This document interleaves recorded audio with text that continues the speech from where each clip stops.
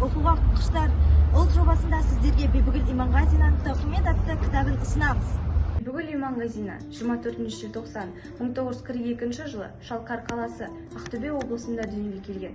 Жазушы, қоғам қайраткері, Бибі Ана мемлекеттік қорының президенті. Алматы қаласында қаламгердің қолынан Тауқымет атты романы 35 жыл бұрын шықты. Тауқымет романы 3 бөлімнен тұрады. Шынайы өмірден алынған оқиға және де қазақтың қарагөз қыздарының көз жасы қиналғаны бейнеленген.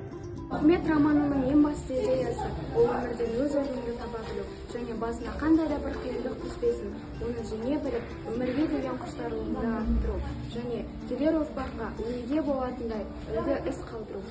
17 жасында бір қанпезердің кесірінен мүгедек атанған қазақтың сұлу да өнерлі қызының тағдыры осы шығармада айқын көрсетілген.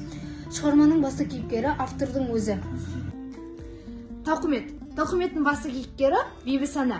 Бибісананы барлығы Бибана деп атап кеткен. Себебі ол халыққа жақсы ісімен танылған. Мысал айта кетсек, ол жетім көрсе де, жесір көрсе де, қиындық көріп отқан отбасы болса, қол ұшын созуға әрдайым дайын болған.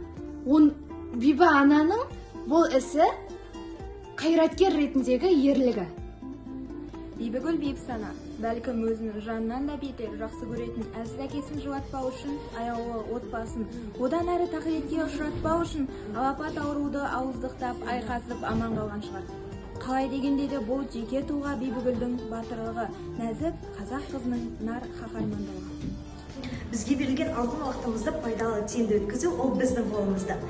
Телефонға қарап, біреудің өмірінің оқырманы болғанша, өз өміріңіздің жазушысы болыңыз. Кітап оқып, жарысайық оқырман.